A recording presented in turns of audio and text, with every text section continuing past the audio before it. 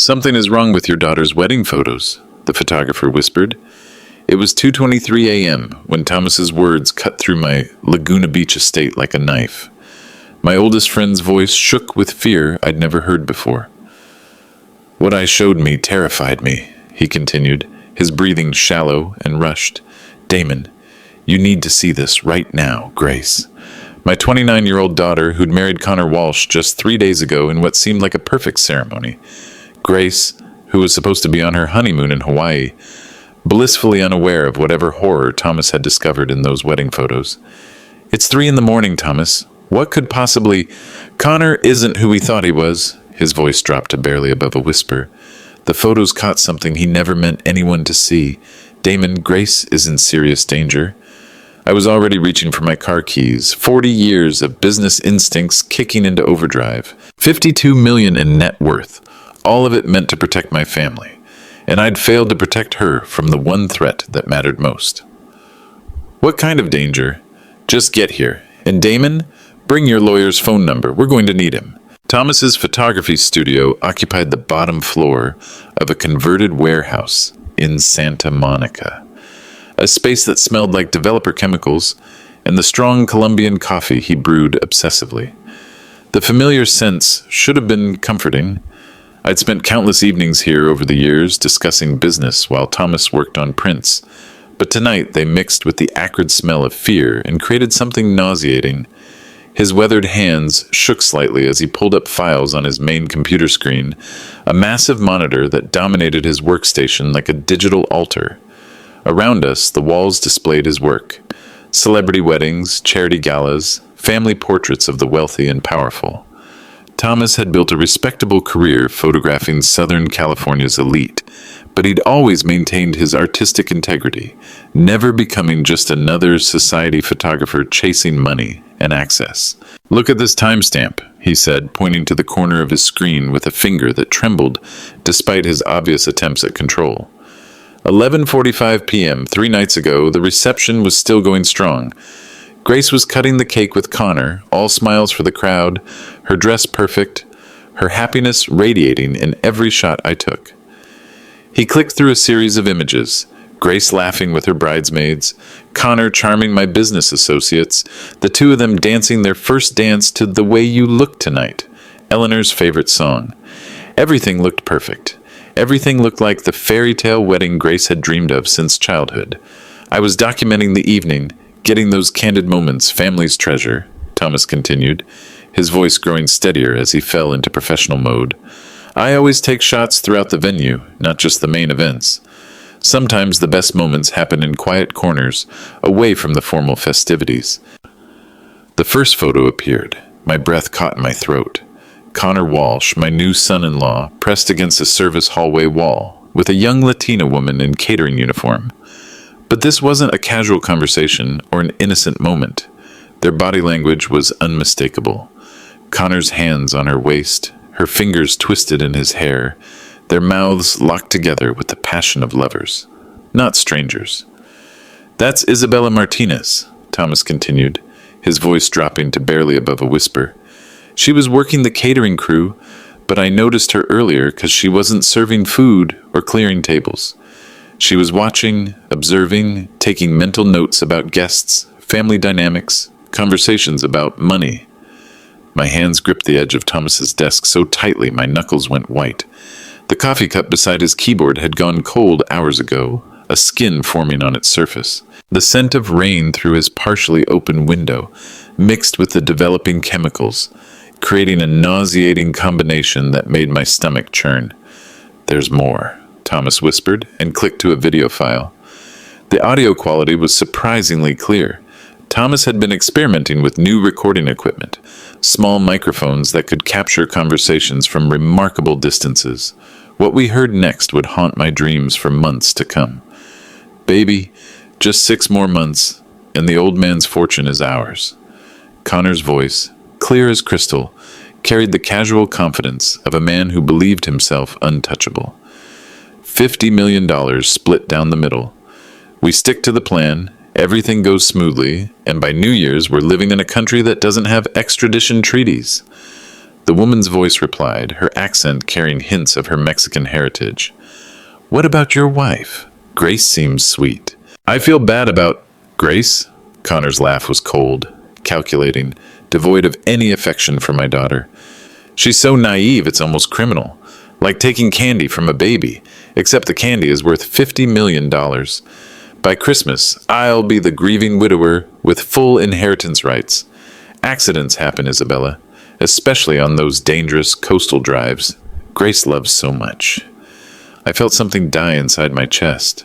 The man I'd welcomed into my family, the man I'd given my blessing to marry my only daughter, was calmly discussing her murder as if planning a business trip.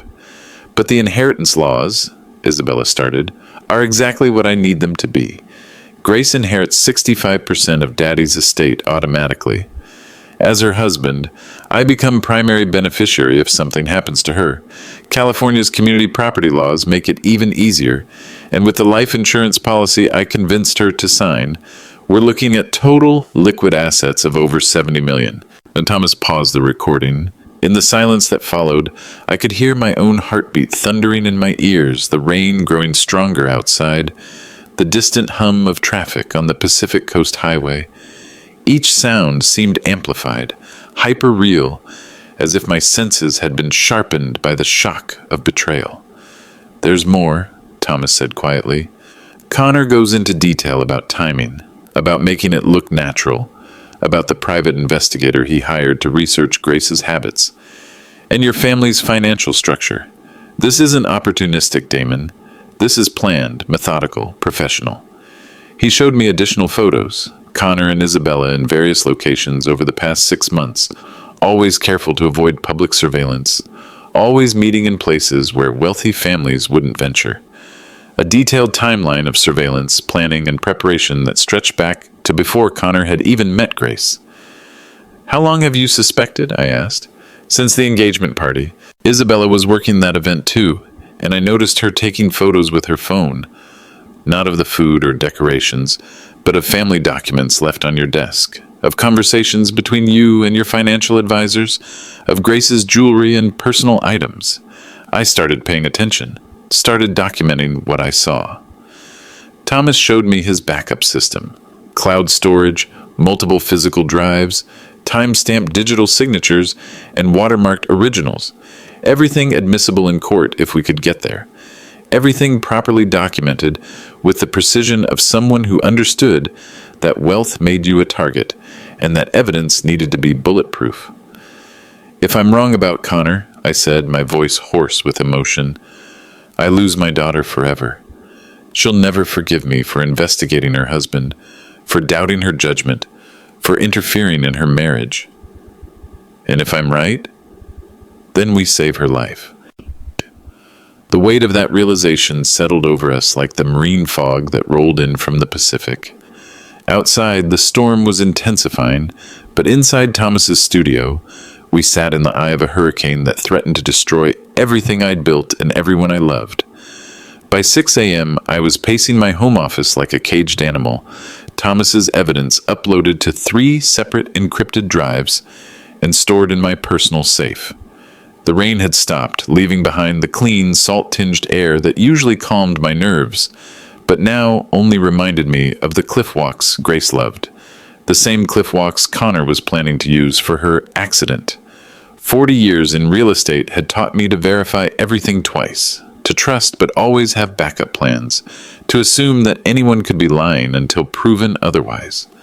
These skills had made me wealthy, had protected my family from the countless predators who circled successful families like sharks. But I'd failed to apply them to Connor Walsh, blinded by Grace's happiness and my own desire to see her settled with someone who seemed to love her.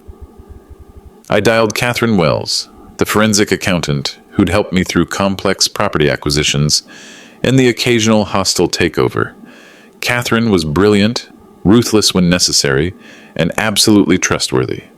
Qualities that commanded fees of $800 per hour and made her worth every penny. She answered on the second ring despite the early hour, her voice sharp and focused. Catherine never slept much. Her mind operated like a financial calculator that never shut off. Damon, this better be important. I was reviewing the Morrison acquisition files. Catherine, I need you to run a complete financial background on Connor Walsh. Every transaction, every account, every investment, every debt. I need it fast, and I need it thorough. Your new son-in-law? Damon, what's going on? Did you find something in the prenup review? I could hear her typing already, her fingers flying across the keyboard with the speed of someone who lived and breathed financial data. Catherine never asked questions without simultaneously seeking answers, a trait that made her invaluable in crisis situations. Just run it. Every bank account, every credit report, every business association. I need to know if Connor Walsh is who he claims to be, and I need that information by noon. That's 6 hours for a complete forensic workup. It'll cost you. Bill me whatever it takes. And Catherine, check Grace's trust fund activity from the last 6 months. Every withdrawal, every transfer, every signature. A pause. Catherine's typing stopped. Damon, you're scaring me. What exactly do you think you're going to find? I hope I'm wrong, but if I'm right, my daughter's life is in danger. 28 minutes later, Catherine called back. Her voice carried the controlled urgency of someone delivering catastrophic news with professional composure. Damon, you need to sit down. In the past 4 months, Connor has transferred $800,000 from Grace's accessible trust fund into offshore investment accounts. The concerning part? These companies don't exist. They're shell corporations with no business activity, no employees, no legitimate purpose except laundering stolen money. The morning sun streamed through my office windows, warming the leather chairs where Grace used to do her homework as a teenager, where she'd announced her acceptance to Harvard, where she'd introduced me to Connor 6 months ago with stars in her eyes and love in her voice. Now, those same rays illuminated bank statements showing her systematic financial destruction. There's more, Catherine continued. Connor's supposed employment at Goldman Sachs? They have no record of him. His Harvard MBA? Harvard's registrar confirmed they've never had a student by that name. His investment advisory certification? The licensing board shows no Connor Walsh in their database. This man doesn't exist, Damon. At least not the man Grace married. I sank into my chair, feeling every one of my 65 years settle into my bones. What about his references? His background check? Professional forgeries. Very expensive, very sophisticated. Whoever created Connor Walsh's identity had serious resources and knew exactly how to fool standard verification processes. This isn't amateur hour. This is organized, methodical fraud at the highest level. The implications hit me like a physical blow. Grace hadn't just fallen in love with the wrong man. She'd been targeted, hunted, and trapped by a professional predator who'd studied our family's wealth and vulnerabilities with the precision of a military operation. Thomas arrived at my house carrying a briefcase full of evidence and the expression of someone bearing terrible news. Few people knew we'd remained close since college. In the world of wealth and privilege I inhabited, every relationship was scrutinized for potential conflicts of interest or exploitation. Thomas had deliberately kept our friendship private, understanding that wealthy families attracted photographers seeking access to private moments they could sell or leverage. We sat in my kitchen while morning light filled the space Eleanor had designed as the heart of our home. The marble countertops, custom cabinetry, and professional-grade appliances spoke of success and comfort. But this morning they felt like stage props in a play about a family that might not survive the next act. "You saved my life once," Thomas said, setting his camera equipment on the granite island where Grace had eaten breakfast countless mornings before school. "Remember freshman year? You lent me tuition money when my parents cut me off for majoring in photography instead of business." I did remember. Thomas had been struggling to pay for USC while his conservative family disapproved of his artistic ambitions. I'd written him a check for $12,000 without hesitation, money I'd earned working construction jobs during high school. It represented 6 months of brutal labor, but Thomas was my friend, and friends helped each other without keeping score. "That's what friends do," I said, the same words I'd spoken 40 years ago. "Exactly. And friends protect each other's daughters from predators." Thomas showed me his backup system, cloud storage in 3 different countries, physical drives stored in 2 bank security deposit boxes, and time-stamped digital signatures that would hold up in any court. Everything admissible as evidence. Everything properly documented, with the kind of attention to detail that separated amateur investigators from professionals. "I've been thinking about this all night," Thomas continued. "Connor's operation is too sophisticated for a lone operator. He has help, financial, legal, technical. This is a network, not an individual crime." He was right. The level of planning, the quality of the forged documents, the sophistication of the offshore financial structures, all of it pointed to an organization that specialized in targeting wealthy families through marriage fraud and inheritance theft. "If I'm wrong about Connor," I said, voicing the fear that had been eating at me since Thomas's phone call, "I lose my daughter forever. Grace will never forgive me for investigating her husband, for doubting her judgment, for interfering in what she believes is a loving marriage. And if you're right, then we save her life, but she'll never trust anyone again. Either way, I lose the daughter I raised." Thomas leaned forward, his expression intense. "Damon, Grace is strong. She survived losing her mother, survived the pressure of growing up wealthy, survived Harvard and the business world. She can survive learning the truth about Connor, but only if she's alive to process it." The kitchen filled with silence, broken only by the distant sound of gardeners beginning their work on the grounds outside. This room had seen birthday celebrations, holiday gatherings, late-night conversations about Grace's dreams and fears. Now it felt like a war room, where we planned to save her life by destroying her happiness. Grace answered her phone on the 4th ring, her voice carrying the drowsy happiness of newlywed bliss, mixed with the lingering contentment of someone who believed herself completely loved. The sound of Hawaiian surf created a backdrop to her words, painting a picture of tropical paradise that made what I had to do even more difficult. "Daddy, Connor and I were just talking about you. We're having the most amazing time, and Connor keeps saying how grateful he is to be part of the family. We want to have dinner this weekend when we get back to discuss the foundation work." The foundation. Eleanor's charitable legacy, established in her memory and now worth $12 million. Grace was supposed to take over administration next year, her Harvard MBA and natural compassion, making her the perfect choice to expand Eleanor's work helping underprivileged children. Now I realized Connor had been targeting that money too, along with everything else our family had built. "Grace, I need to ask you something about Connor's background. Have you seen his actual investment portfolio? The companies he claims to work with?"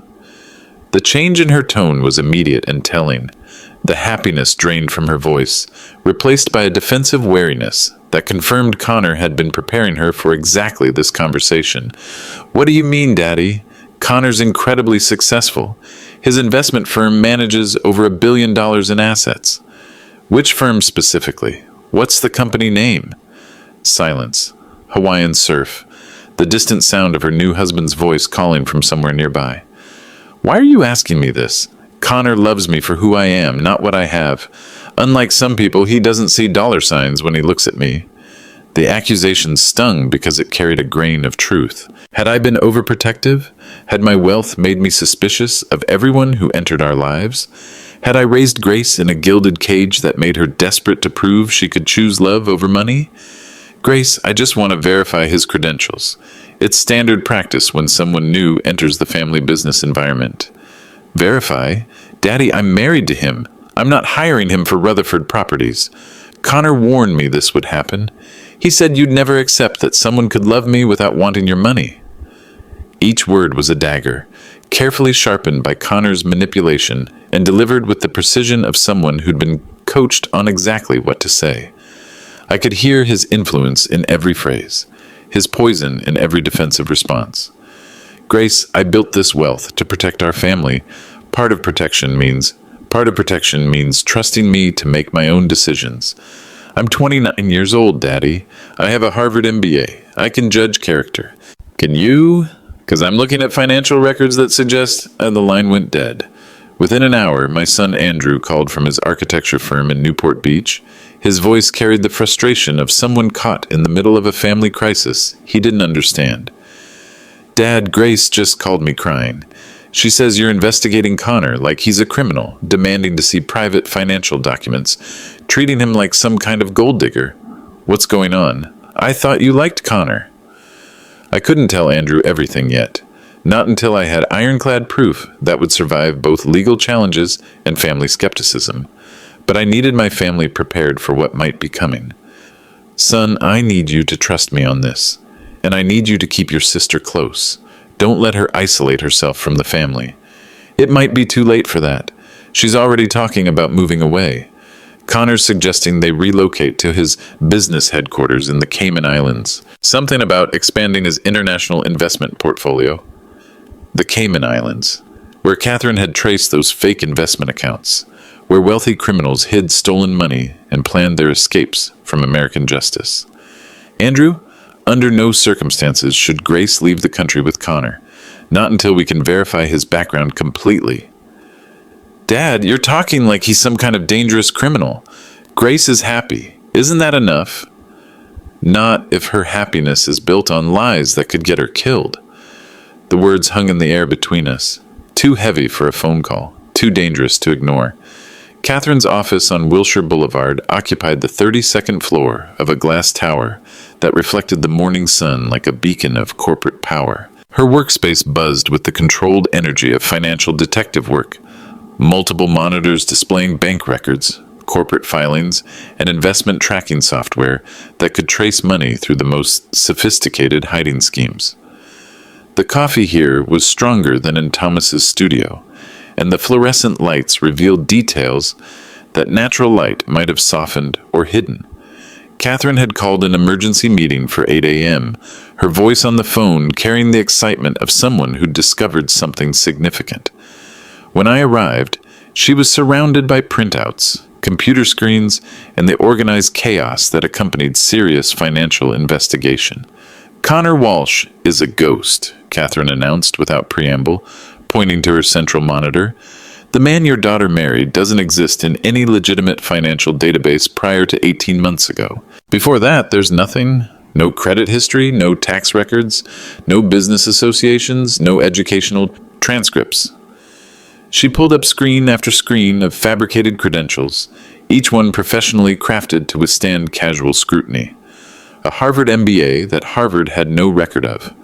Employment at Goldman Sachs that Goldman denied when contacted directly.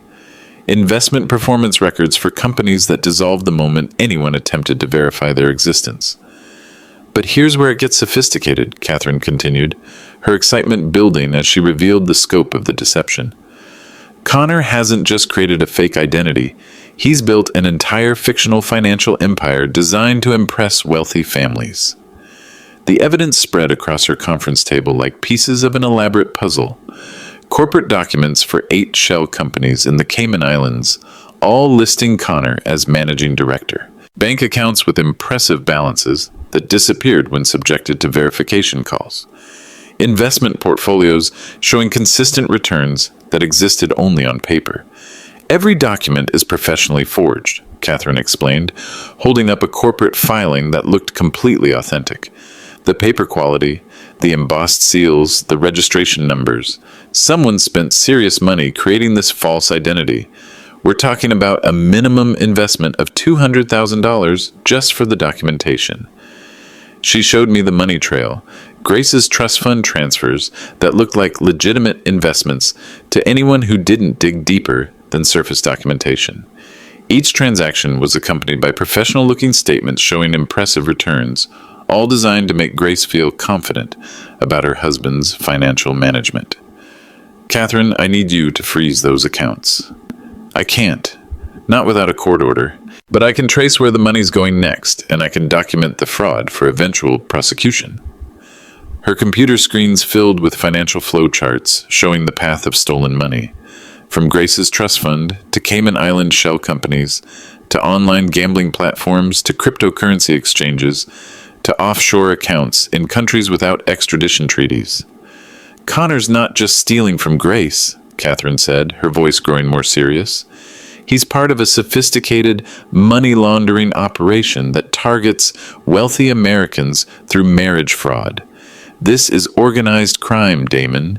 Professional, international, and extremely dangerous.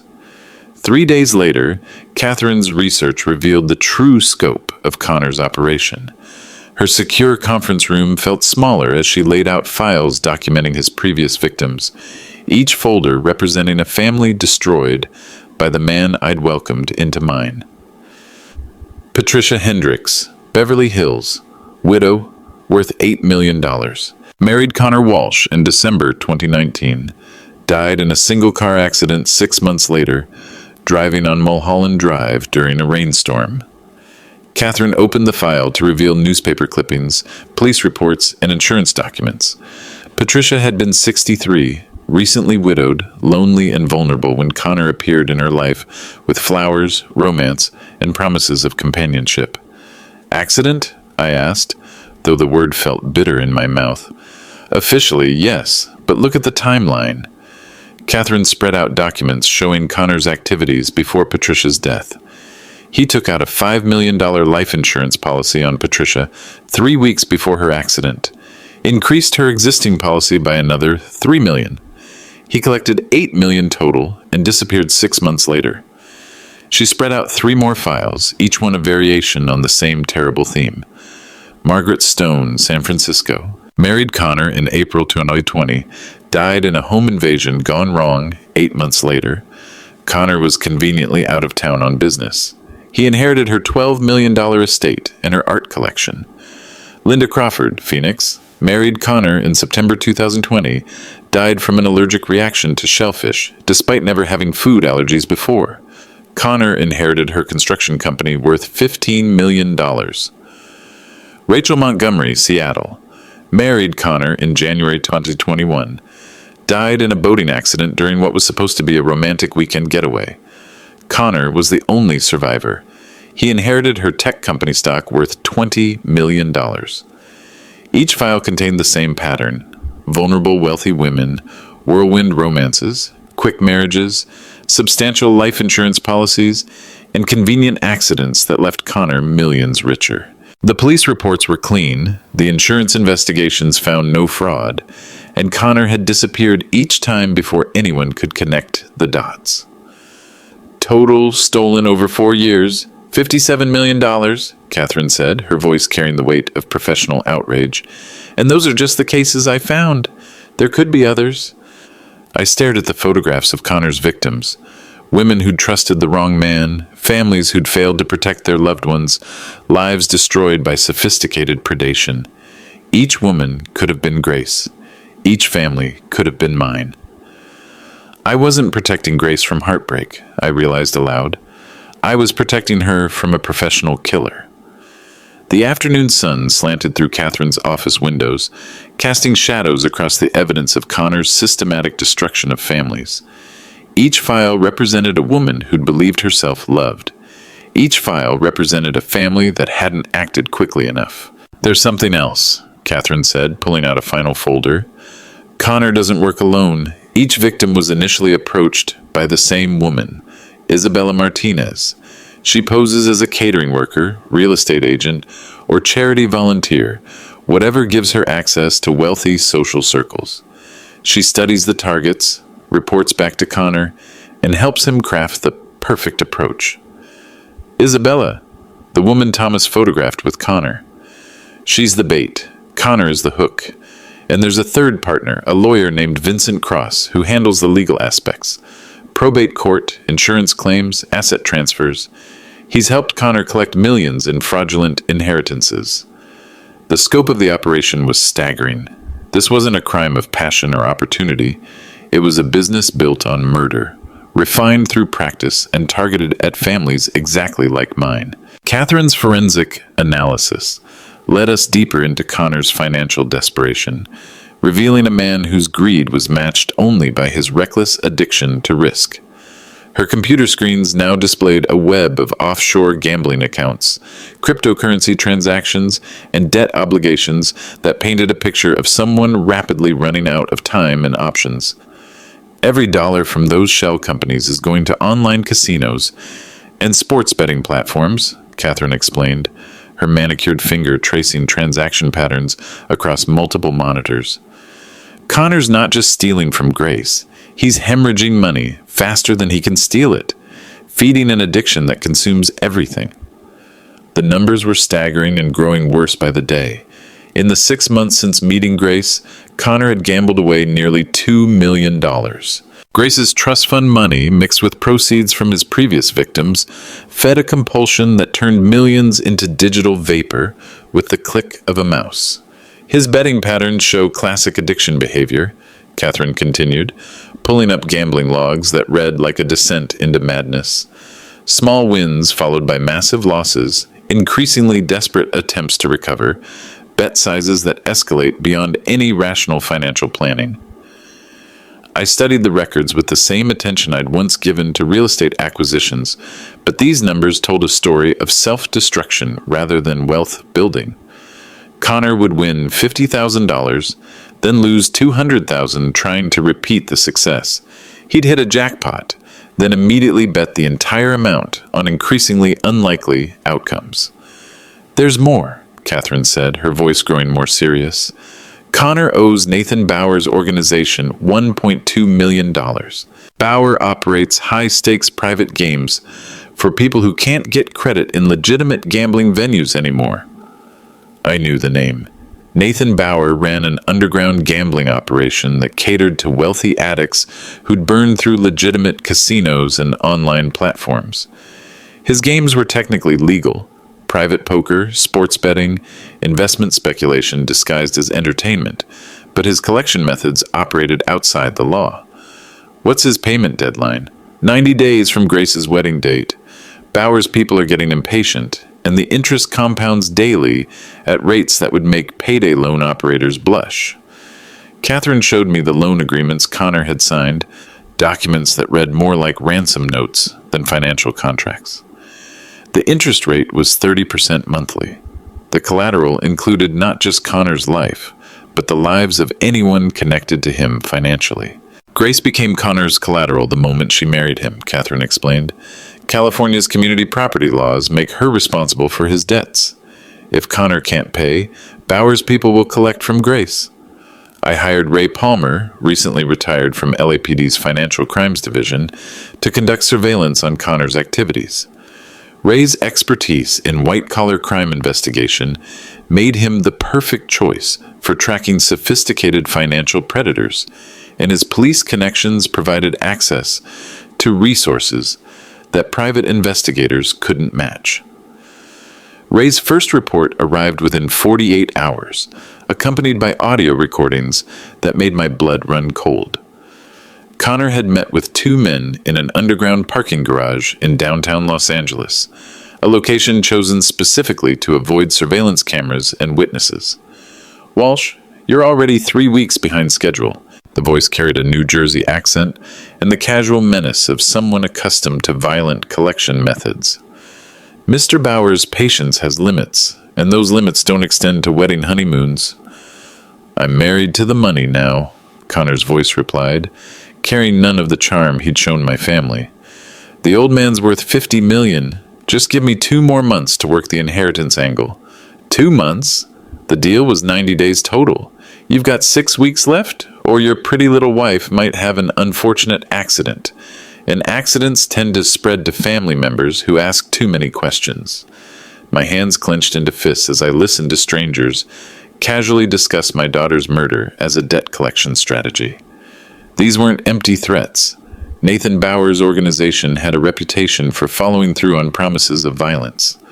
Connor's response chilled me even more than the threats. "The wife is temporary. Once she's out of the picture, I'll have $50 million liquid plus insurance payouts to work with. Bauer gets his money, plus interest plus a bonus for patience." "What about the father?"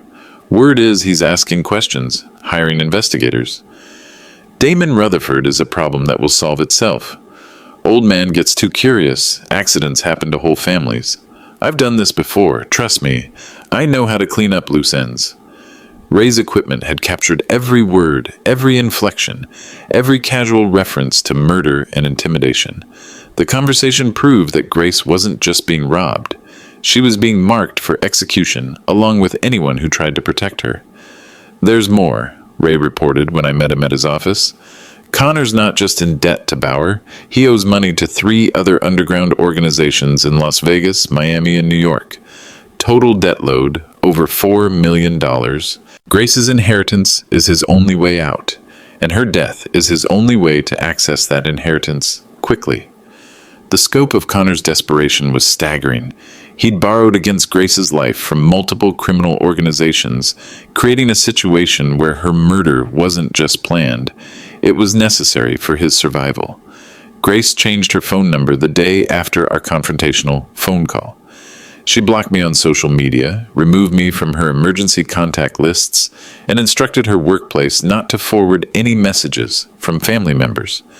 When I drove to the Beverly Hills apartment Connor had rented for them, security informed me that Damon Rutherford was specifically prohibited from the premises.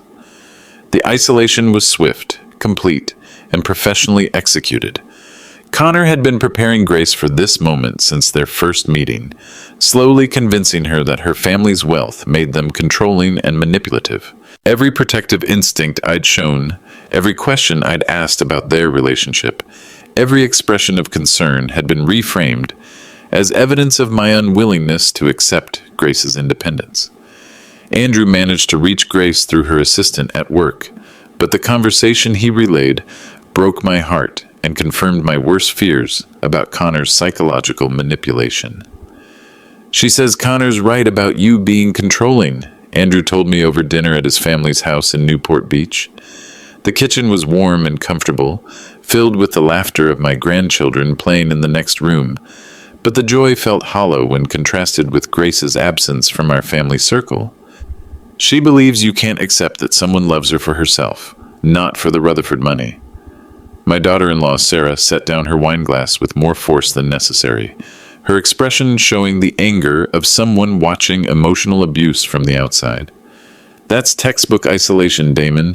Classic predator behavior designed to separate victims from their support systems." Sarah was right. Connor hadn't just stolen Grace's money. He'd stolen her perspective, her ability to trust her own family's concerns. Every conversation, every interaction had been carefully crafted to make Grace dependent on Connor for emotional validation and reality testing. "She's not just isolated from family," Andrew continued. "Connor's systematically separated her from college friends, work colleagues, and anyone who might question his background. Her social media posts show only the 2 of them, always in locations where Connor controls the environment." The psychological manipulation was sophisticated and thorough. Connor had studied Grace's personality, identified her desire for independence and her fear of being seen as privileged, then exploited those vulnerabilities to turn her against anyone who might protect her. "She's completely dependent on him for social contact," Sarah continued, her voice carrying the professional assessment of someone who'd worked in family therapy before becoming a full-time mother. "If she leaves him now, she thinks she'll be alone. He's convinced her that choosing him means rejecting us, and choosing us means admitting she was wrong about everything." Andrew arranged to meet Grace for lunch at her favorite restaurant in West Hollywood, a trendy spot called Catch LA, where she'd celebrated her Harvard graduation and numerous business successes. The familiar environment was supposed to help her feel comfortable enough to have an honest conversation about Connor. But even that strategy was undermined by Connor's presence. Grace arrived with Connor despite Andrew's specific request for a private sibling conversation. Connor's presence wasn't accidental. He'd been monitoring Grace's communications and knew about Andrew's planned intervention before Grace did. "Grace, Dad's worried about you," Andrew told me he'd said, trying to maintain normalcy while Connor sat beside my daughter like a guardian watching for threats. "You haven't returned his calls in 2 weeks. That's not like you." Connor answered for Grace, a response that revealed the depth of his control over her thoughts and reactions. "Grace has decided to focus on our marriage right now. Family dynamics can become toxic when there's this much money involved, and we think some space is healthy." Toxic? Andrew had challenged. We're talking about our father, the man who raised us, who built everything we have, who's never asked for anything except our happiness. Look, Connor replied, his tone carrying false reasonableness, designed to make Andrew appear irrational. I understand Damon built wealth to protect his family, but sometimes protection becomes control. Grace needs space to build her own identity separate from the Rutherford empire. Grace nodded along with Connor's words, her body language mirroring his, in ways that suggested deep psychological conditioning. Andrew described her as looking thinner than usual, more nervous, with dark circles under her eyes that makeup couldn't completely hide. When I mentioned the foundation work she used to love, Andrew told me later, she said Connor thinks charitable work is enabling dependency in others rather than addressing root causes of poverty. Those weren't Grace's words, Dad. She's never talked like that in her life. The conversation had ended badly, with Grace defending Connor's perspective on every topic and rejecting Andrew's suggestion that family relationships required maintenance regardless of marital status. Connor had successfully convinced her that choosing her family meant betraying her husband, and that loyalty required complete alignment with his worldview. She's completely brainwashed, Dad, Andrew concluded, his frustration evident in every word. It's like talking to someone wearing Connor's personality over her own. I don't know how to reach her. What do? We prove Connor's lying before it's too late. Because if we don't, I think we're going to lose her forever, one way or another. Catherine's investigation reached a terrifying new level when she discovered Connor's insurance activities. Her computer screen displayed policy documents that transformed our worst fears from speculation into documented reality. $8 million life insurance policy on Grace Walsh, née Rutherford, taken out 2 weeks after their honeymoon ended. 100% beneficiary, Connor Walsh. The policy documents were spread across Catherine's conference table like evidence of premeditated murder. The insurance company had required a comprehensive physical examination, detailed financial statements, and extensive beneficiary interviews. Connor had orchestrated every step with the patience of someone who'd done this before.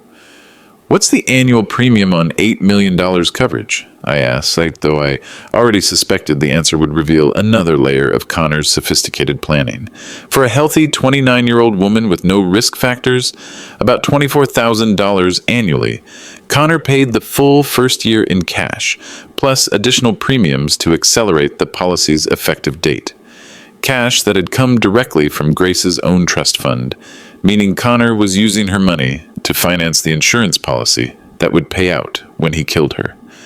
The circular logic was as brilliant as it was sociopathic. There's something else, Catherine said, her voice dropping to barely above a whisper.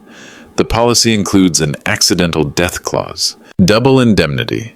If Grace dies in an accident, Connor collects $16 million instead of $8. The accidental death clause explained Connor's recorded conversation with Isabella about coastal drives and cliff walks. He wasn't just planning murder, he was planning murder that would maximize his financial benefit while minimizing police suspicion. How quickly does the policy pay out? I asked. 60 days after death certificate filing, assuming no fraud investigation. Connor chose an insurance company known for quick claim processing and minimal scrutiny of accidental death benefits. Catherine showed me Connor's research into insurance companies, a detailed analysis of claim processing times, investigation procedures, and statistical likelihood of fraud detection. He'd approached Grace's murder with the same methodical planning most people applied to buying a house. Ray Palmer's cyber investigation revealed Connor's digital footprint in horrifying detail. His secure laptop, accessed through court-authorized surveillance software, contained search histories that read like a murder manual written by someone with unlimited patience and complete lack of conscience. Connor's been researching murder methods for 4 months, Ray reported, his voice carrying the controlled disgust of someone who'd spent 30 years investigating human depravity. These aren't casual searches. These are detailed research projects focused on specific outcomes. The search history displayed on Ray's monitor painted a picture of systematic planning. Untraceable substances that cause heart attacks. Natural toxins that mimic allergic reactions. accidental drowning statistics, California coast, coastal highway accident reconstruction techniques, spousal insurance claim investigation procedures, grief counseling for widowers, how to appear normal. Each search was time-stamped after Grace's insurance policy became active. The progression showed a man methodically evaluating murder techniques based on financial benefit, police investigation likelihood, and personal risk exposure. There's more, Ray continued. Connor's been using encrypted messaging to communicate with someone about the Grace Project. The messages are heavily coded, but the timeline suggests coordination with outside help. Ray showed me screenshots of Connor's communications, messages that used business terminology to discuss what was clearly planned murder. Timeline moved up due to family interference. Need immediate implementation of California solution. Coastal project ready for execution within 30 days. Insurance verification complete. Full benefits confirmed. My daughter isn't just being robbed, I told Thomas that night in my study, the same room where I'd received the phone call that started this nightmare. She's being systematically prepared for execution. The weight of that realization settled over us like the marine fog that rolled in from the Pacific Ocean. Outside, the security lights illuminated my property's perimeter, but inside, we sat in the eye of a hurricane that threatened to destroy everything I'd built and everyone I loved. We have evidence, Thomas said, his voice carrying determination mixed with fear. But we need Connor to reveal himself before he can hurt Grace. How do we do that without putting her in more danger? We make Connor think his plan is working while we build the case that will put him away forever. Ray Palmer arranged a meeting with his former colleagues at LAPD's Major Crimes Division, housed in a downtown building that smelled like burnt coffee, old paperwork, and the accumulated stress of people who dealt with human evil on a daily basis. The conference room's fluorescent lights buzzed overhead as Detective Maria Santos reviewed our evidence with the methodical attention of someone who'd learned that wealthy criminals required careful handling.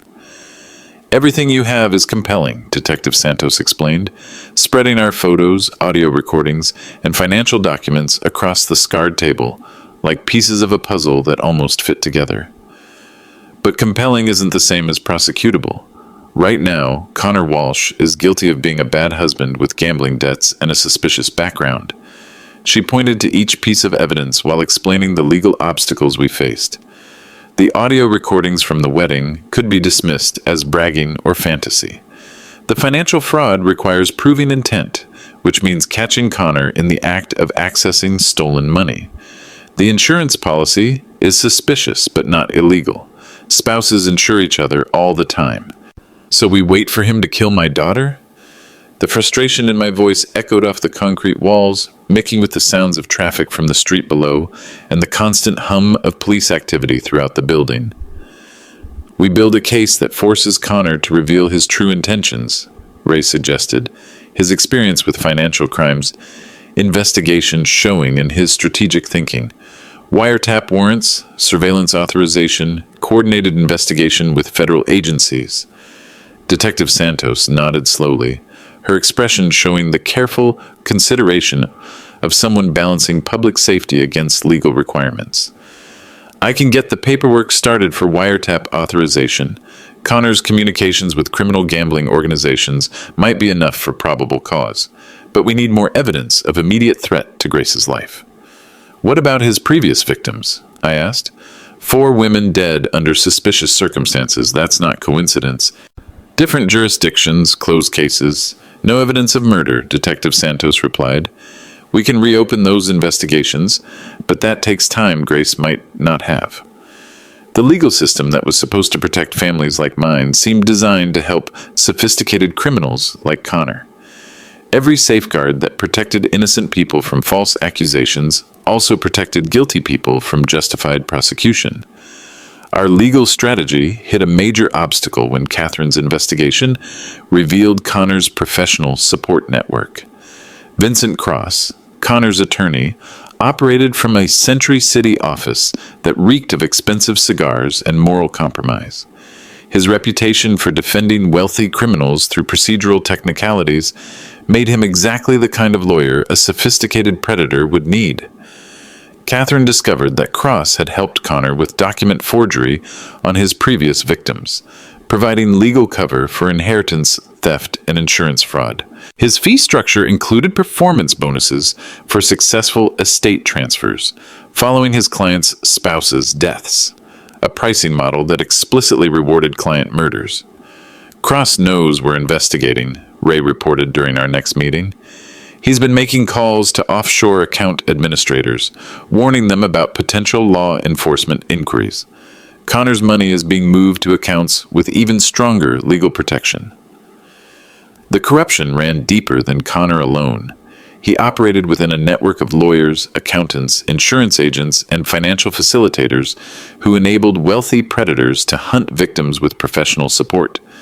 Cross's client list included 3 other men who'd married and murdered wealthy women in the past decade. Cross has been watching our investigation, Catherine added, her voice carrying the frustration of someone who'd spent her career fighting financial crime. He's advised Connor to accelerate his timeline. Instead of waiting months for Grace's accident, they're planning something within weeks. How do you know that? Connor transferred another $200,000 from Grace's accounts yesterday, money he'll need for disappearing quickly after she dies. Cross is preparing offshore legal structures to hide Connor's assets from American law enforcement. The legal protection Connor enjoyed through Vincent Cross made direct confrontation impossible. Any move we made would be anticipated. Any evidence we gathered could be challenged. Any legal action would be delayed through procedural maneuvers designed to give Connor time to complete his plan. The scope of Connor's operation became clear when Ray's security sweep of my property revealed sophisticated surveillance devices planted throughout my home and office. Professional-grade equipment that suggested Connor had access to resources far beyond what a single predator could afford. They know about Thomas, Ray informed me, his voice carrying the grim satisfaction of someone confirming his worst suspicions. They know about Catherine. They know about this conversation. Connor's been monitoring your activities since the day after Grace's wedding. We moved our operation to a secure location, Ray's private investigation office in a downtown high-rise with no windows, white noise generators, and communications equipment that couldn't be monitored by outside parties. The sterile environment felt like a bunker, which is essentially what it had become. Grace has been moved to a beach house in Malibu, Ray continued, consulting surveillance reports that painted a picture of accelerating isolation. Connor told her you hired private investigators to harass them, that the family is trying to destroy their marriage through intimidation and legal pressure. And the irony was bitter. Connor was using my attempts to protect Grace as evidence of the family interference he'd been warning her about since their first meeting. Every move I made to save her life was being reframed as proof that I couldn't accept her independence.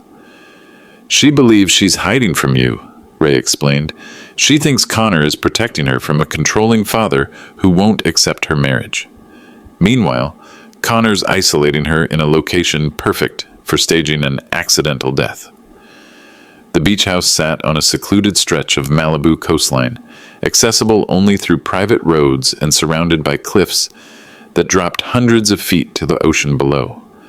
Connor had chosen the location specifically for its potential as a murder scene that would look like a tragic accident. "We're running out of time," Thomas said, his voice carrying the weight of 40 years of friendship and shared concern for Grace's welfare. "Connor knows we're investigating. He knows we have evidence. He's going to move against Grace before we can stop him." "How long do we have?"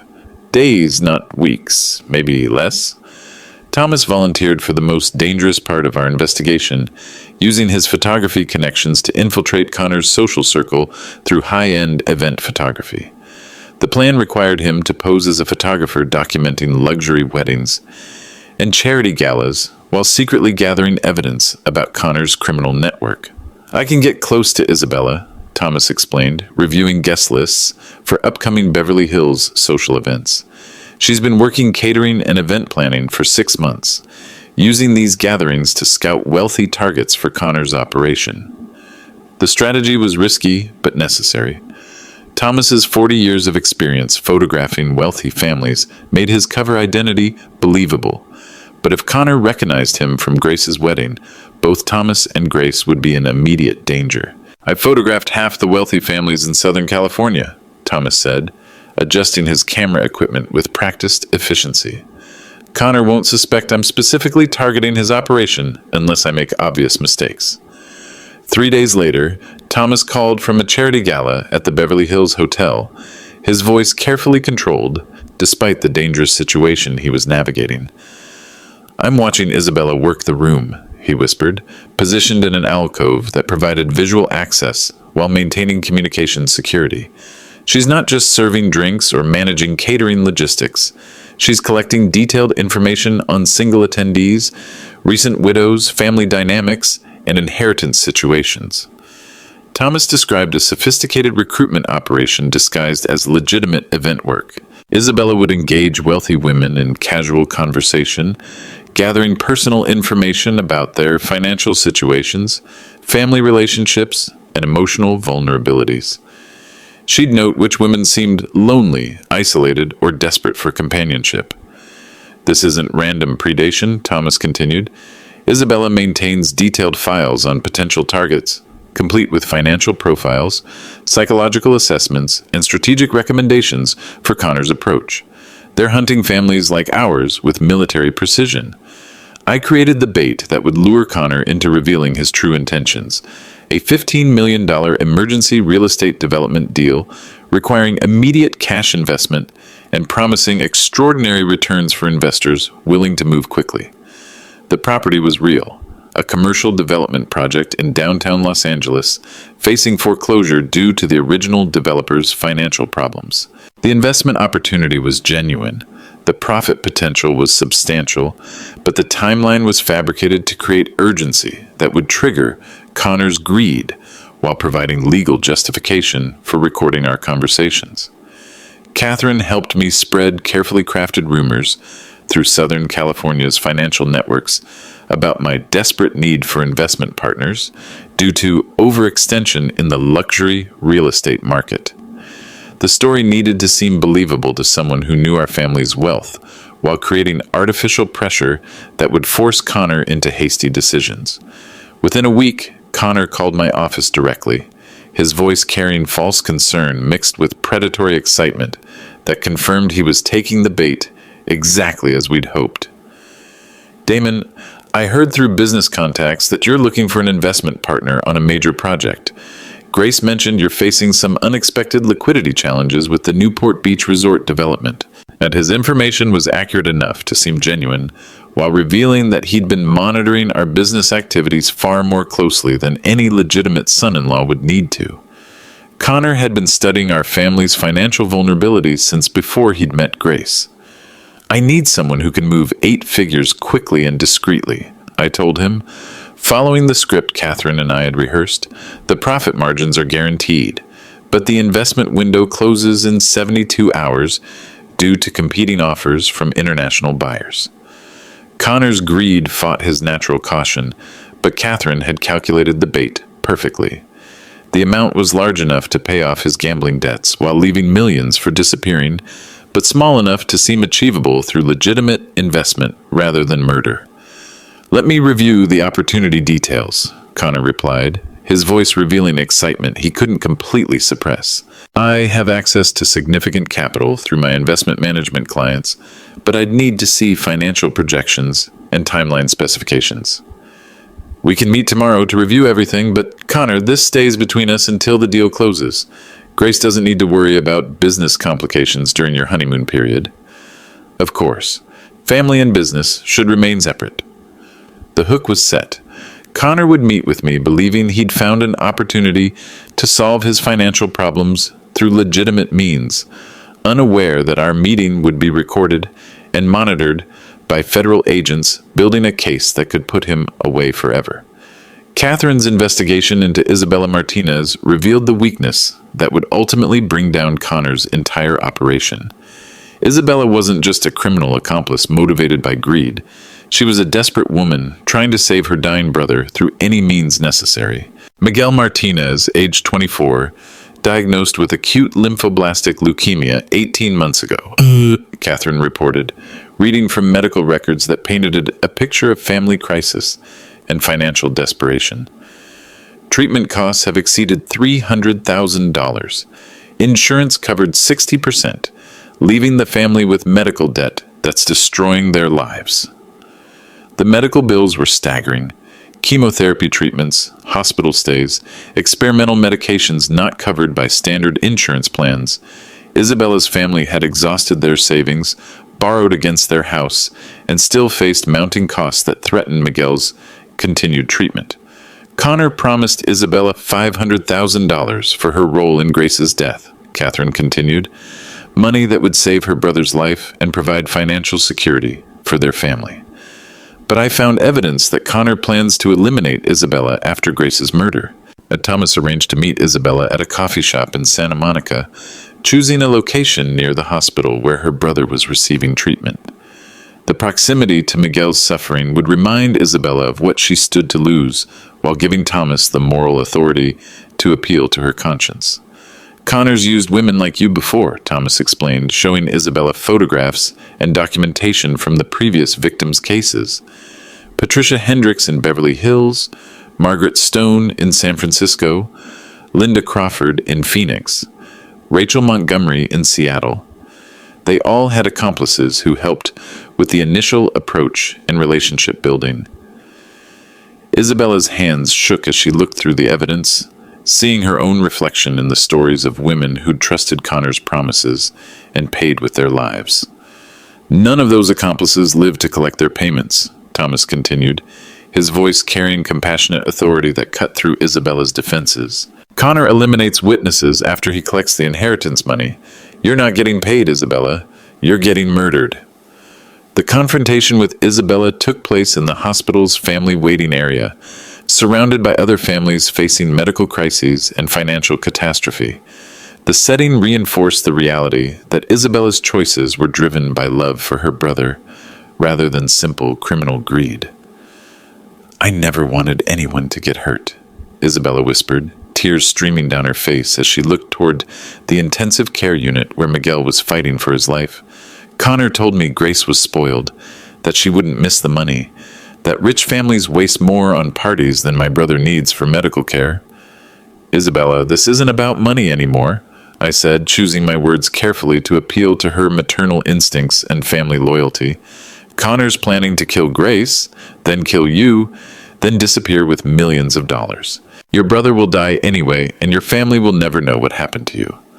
I offered her a deal that addressed her immediate crisis, while providing the evidence we needed to stop Connor. Full payment for Miguel's medical treatment, witness protection for her entire family, and immunity from prosecution in exchange for her cooperation with federal authorities. Miguel's treatment cost total $320,000, I explained, showing her a certified check for the full amount. This covers everything: chemotherapy, medications, hospital stays, follow-up care. Your brother gets to live, and you get to help us save Grace's life. Isabella agreed to wear a wire during her next meeting with Connor, understanding that her cooperation was the only way to protect both Grace and her own family from Connor's violence. Detective Santos coordinated the wiretap operation from an unmarked van outside the Chateau Marmont, where Connor had arranged a celebration dinner with Isabella to discuss final plans for Grace's murder. The recording device was hidden in a necklace Thomas had specially designed for the mission, disguised as expensive jewelry appropriate for the upscale restaurant setting. The Chateau Marmont's restaurant buzzed with celebrity conversations and clinking glassware, providing perfect acoustic cover for the recording equipment hidden in Isabella's jewelry. She sat across from Connor at a corner table, specifically chosen for its relative privacy and optimal sound quality, her hands steady despite the recording device around her neck, and the knowledge that she was risking her life to save Grace's. Through surveillance equipment positioned throughout the restaurant, federal agents and LAPD detectives could monitor every word, gesture, and expression. The technology was sophisticated enough to capture whispered conversations while filtering out background noise from other diners and restaurant operations. To our success, Connor said, raising his glass of Dom Perignon champagne with the confidence of someone who believed himself untouchable. 6 weeks from tonight, we'll both be set for life. Miguel gets his medical care, you get financial security, and I get freedom from all the complications. Isabella's voice was carefully controlled as she asked the questions federal agents had coached her to pursue. Connor, I need to understand exactly what's going to happen. The timeline, the method, the aftermath. I have to know my brother will be safe if something goes wrong. Nothing's going wrong, baby. I've done this 4 times before, and each operation was flawless. The key is patience, planning, and making everything look completely natural. Connor's arrogance was his weakness. The expensive champagne loosened his tongue, and Isabella's questions drew out details that would provide federal prosecutors with enough evidence for multiple life sentences. Connor's confession exceeded our most optimistic expectations, revealing not just his plans for Grace, but the full scope of his criminal enterprise. The recording captured admissions that would reopen murder investigations in 4 states, while providing evidence for federal charges that carried life imprisonment without parole. By Christmas, I'll be the grieving widower with $50 million in liquid assets, Connor continued, his voice carrying casual confidence that made his words even more chilling. The old man built this fortune over 40 years of careful investment and business expansion. I'm just collecting the inheritance tax for having the patience to marry his daughter. What about the insurance investigation? Isabella asked, following the script federal agents had provided while maintaining conversational naturalness. That's the beautiful simplicity of the plan. Grace has been depressed about the family conflict, isolated from her support system, emotionally vulnerable. A distraught young wife takes a midnight walk on dangerous cliffs, loses her footing on wet rocks. Tragic accident, but completely believable. Connor described the Malibu beach house location with the expertise of someone who'd studied every detail for maximum effectiveness. Cliff heights, rock formations, tide schedules, emergency response times, and forensic investigation procedures that would follow an apparent accidental death. The insurance policy pays double for accidental death. $16 million from life insurance, plus $50 million inheritance, plus liquid assets from Grace's trust fund. Total recovery, over $70 million. What about your lawyer? Won't Vincent Cross be investigated? Cross gets his standard fee and maintains client confidentiality. He's handled this exact scenario 4 times before. Patricia's car accident in Beverly Hills, Margaret's prescription drug interaction in San Francisco, Linda's fall downstairs in Phoenix, Rachel's drowning accident in Seattle. Connor's casual reference to previous murders provided federal investigators with enough evidence to reopen cold cases and potentially bring justice for families who'd never known their loved ones were murdered. Cross made sure each death looked natural, coached me through the grieving widower performance, and handled all legal procedures for maximum financial benefit. By the time insurance investigators finished their paperwork, I'm already living in a country without extradition treaties, and the recording device captured over 40 minutes of detailed confession, providing federal prosecutors with evidence that would support charges of murder, conspiracy, fraud, racketeering, and organized criminal enterprise. The arrest happened exactly as we'd planned, during my fabricated business meeting with Connor at my downtown office. He arrived precisely on time, dressed in an expensive suit and carrying a briefcase full of forged investment documents, expecting to discuss the $15 million real estate opportunity that would solve his gambling debts while maintaining his cover as a legitimate businessman. Instead, FBI agents surrounded the building in a coordinated operation that had been weeks in the planning. Agent Rodriguez and Detective Santos had positioned teams throughout the office complex, ensuring Connor couldn't escape while providing sufficient backup to handle any violent resistance. Grace was there at Detective Santos's request, told that Connor was meeting with me to resolve family conflicts and possibly repair our relationship. Her presence wasn't accidental. Federal agents wanted Grace to witness Connor's arrest so she could understand the reality of her situation without wondering if our family had somehow manufactured false charges. Connor Walsh, You're under arrest for conspiracy to commit murder, mail fraud, wire fraud, and violation of federal racketeering statutes," Agent Rodriguez announced as Connor entered my office expecting to discuss investment opportunities. The transformation in Connor's demeanor was immediate and revealing.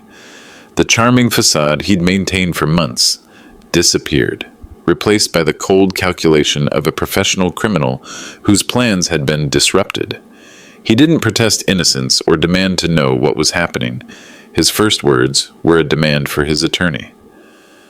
"I want Vincent Cross contacted immediately. I'm not saying anything without counsel present."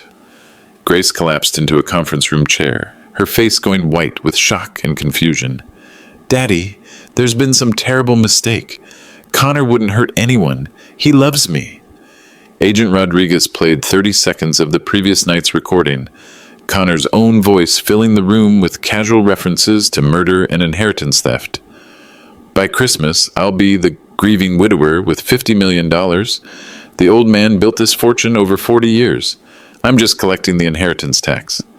The color drained from Grace's face as she heard her husband discussing her planned murder, with the same tone most people used to discuss weekend plans. She ran to the bathroom and vomited, her body rejecting the reality that the man she'd trusted with her life had been systematically planning her death.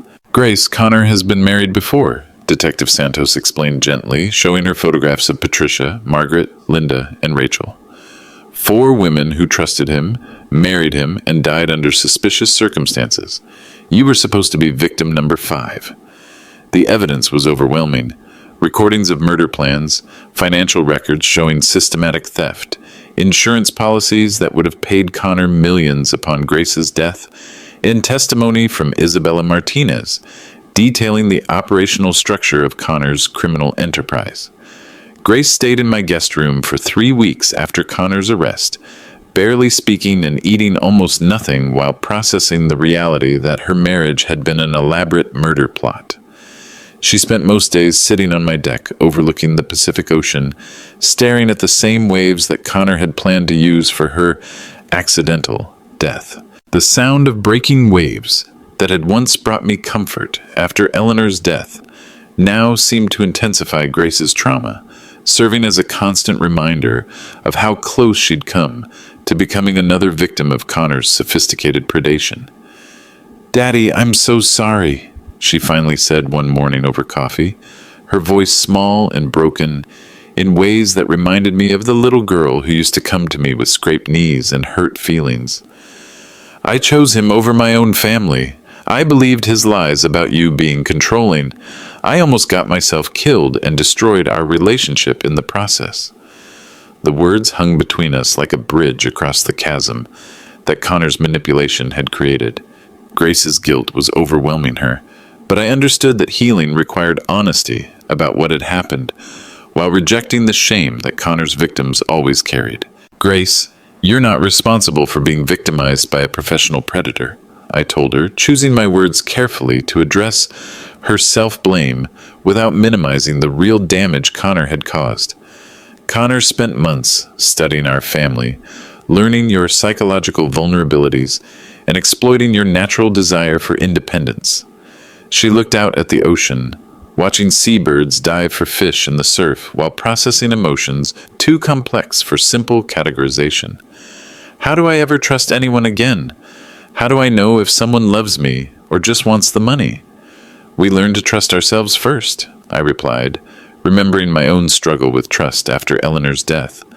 "Your instincts about Connor were right early in the relationship. You told me once that something felt off about him, that he seemed too perfect, too interested in family financial details. But his manipulation was so sophisticated that you doubted your own perceptions. And the healing process would be slow and complicated, requiring professional therapy to address the psychological damage caused by months of systematic manipulation." But Grace was strong, stronger than Connor had anticipated, and her survival was itself a victory against the predators who targeted wealthy families. Connor Walsh's trial lasted 8 weeks and became a landmark case in federal prosecution of marriage fraud and inheritance theft. The evidence was so overwhelming that Connor's attorneys focused on negotiating a plea bargain rather than challenging the charges. But federal prosecutors refused any deal that didn't include full admission of guilt and maximum sentencing.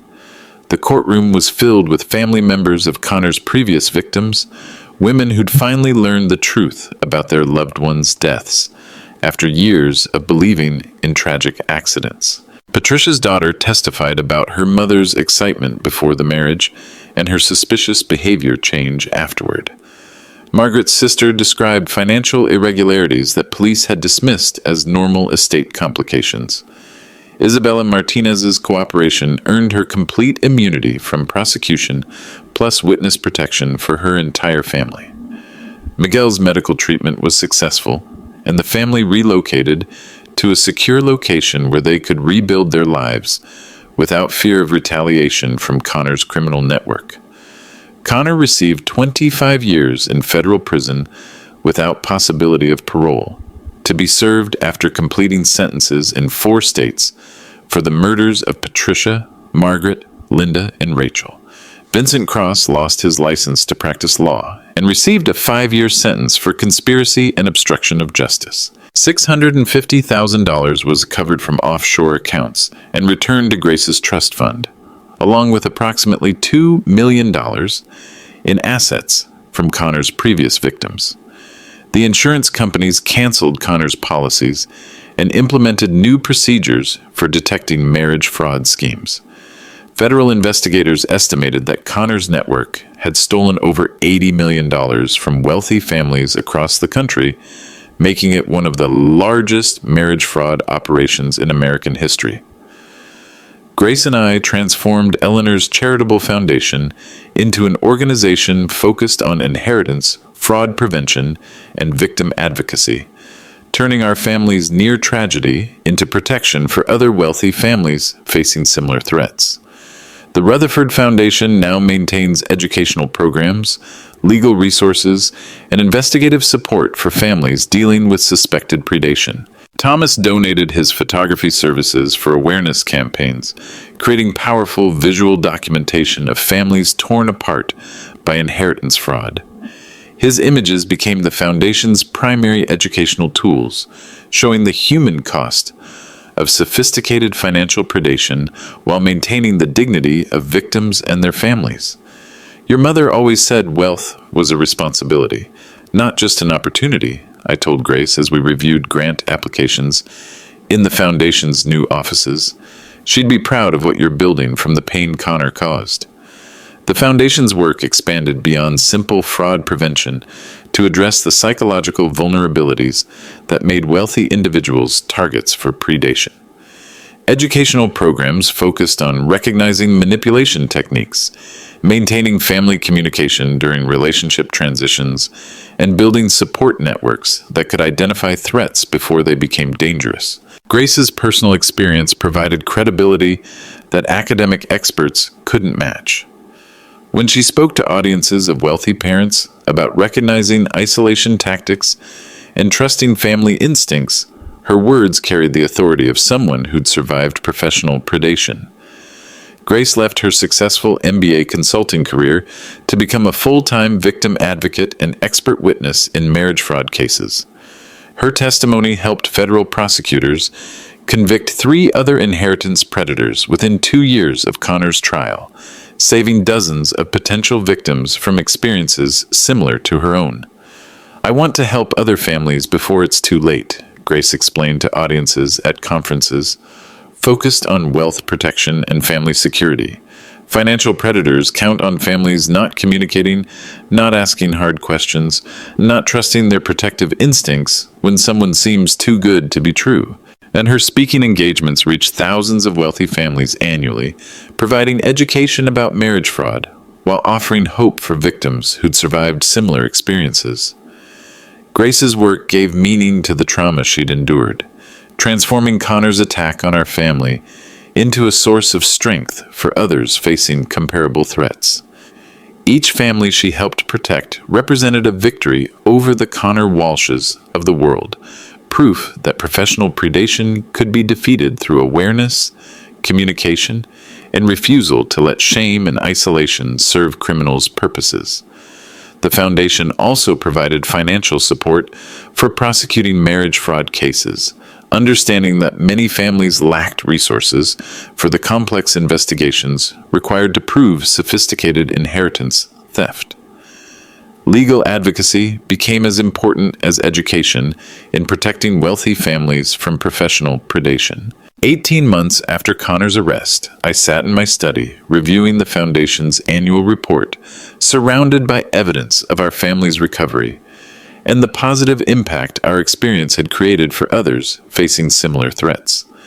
The same desk where I'd received Thomas's life-changing phone call now held documentation of dozens of families protected from inheritance fraud through Foundation programs. Wealth makes you a target, but family makes you strong. That's the fundamental lesson Connor Walsh inadvertently taught us through his failed attempt to destroy our lives for financial gain. He counted on our isolation from each other, on pride and stubbornness, preventing honest communication about threats to our family's security. The investigation changed how I approach all family relationships, creating balance between protective vigilance and respect for individual autonomy. Trust requires verification, especially when inheritance wealth is involved, but verification must be conducted with love rather than suspicion. Grace's recovery exceeded every expectation, proving that survivors of sophisticated manipulation could rebuild stronger than before when provided proper support and purpose. Her transformation from victim to advocate demonstrated the resilience that Connor had underestimated when he chose our family as his target. The Foundation's work expanded internationally as other countries recognized the need for inheritance fraud prevention. Wealthy families worldwide faced similar threats from organized criminal networks that specialized in marriage fraud and estate theft, making our educational resources relevant far beyond American borders. Trust but verify, especially when inheritance is involved. And that principle became my primary recommendation for other wealthy families navigating the complex balance between family security and individual freedom.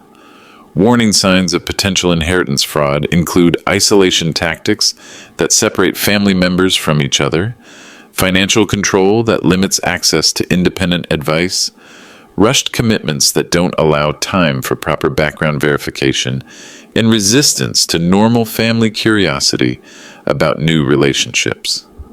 Has your adult child suddenly cut contact after entering a serious relationship? Do you really know your child's partner's complete financial history and family background? Are you being told that asking questions demonstrates lack of trust or acceptance? These situations require immediate professional investigation before they escalate into life-threatening scenarios. The Connor Walshes of the world are sophisticated, patient, and completely ruthless in pursuit of inherited wealth. They study wealthy families for months before making contact, exploiting psychological vulnerabilities with professional precision while maintaining facades of genuine affection and romantic love. But families who communicate openly, verify independently, and maintain strong connections can protect themselves from even the most sophisticated predation. Our story ends with justice, healing, and renewed purpose because we chose connection over pride when facing threats to our family's survival. Not every family facing inheritance fraud is fortunate enough to receive warning before tragedy strikes. The Rutherford Foundation exists to provide other families with resources we wished we'd had, education we needed earlier, and support that can save lives when professional predators target inherited wealth. Remember, family vigilance protects family wealth, but family love protects family members. Both are essential for surviving in a world where success makes you a target for those willing to murder for money. If this story resonated with you, please share your thoughts in the comments. How well do you really know the people closest to your family's wealth? What safeguards have you implemented to protect against inheritance fraud? For more true stories of family justice and protection, watch When Love is a Lie, marriage fraud exposed, and red flags every wealthy parent must recognize. The Rutherford Foundation provides comprehensive resources for families facing inheritance fraud. Visit our website for prevention guides, legal referrals, and victim support services. Remember, wealth creates responsibility to protect not just assets, but the people who matter most.